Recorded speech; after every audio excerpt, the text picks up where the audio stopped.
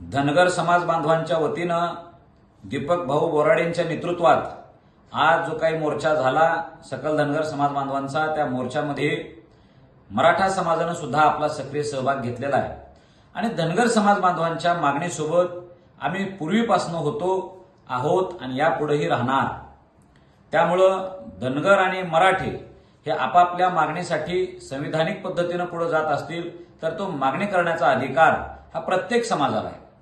परंतु यावेळेस मी सांगू इच्छितो की ओबीसी आरक्षण बचावच्या नावाखाली, या गोंडस नावाखाली हाकेसारखे कुत्रे जर मराठवाड्यात जाऊन मराठा विरुद्ध धनगर, मराठा विरुद्ध ओबीसी हा प्रकार करत असतील, आमच्या माय माऊलीची इज्जत काढत असतील तर हाकेंना सुद्धा चोप आमचा मराठा समाज देणार।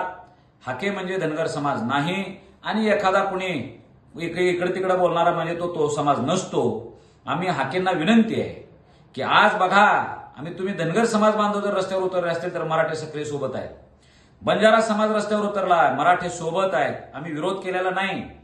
पण तुम्ही कुणाच्या तरी सुपारी घेऊन मराठा जातीला बदनाम करणार असाल, आमच्या 11 पुरी मागण्याची तुमची मजल गेली।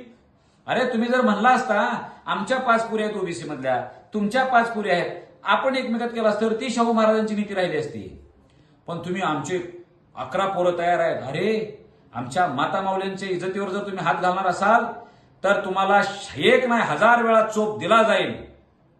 धनगर समाज बांधवांनी सुद्धा सावध राहावा।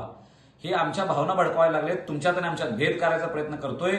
हा पश्चिम महाराष्ट्रात आलेला वटवाघूळ हागून घाण करायला लागलेला आहे आणि ह्याच्या तोंडातून वटवाघूळ जसा घाण करतोय तशी घाण मराठवाड्यात पसरवायचा प्रयत्न करतोय। आणि ही जी नीती आहे भेदाची, ही आम्ही यशस्वी होऊ देणार नाही।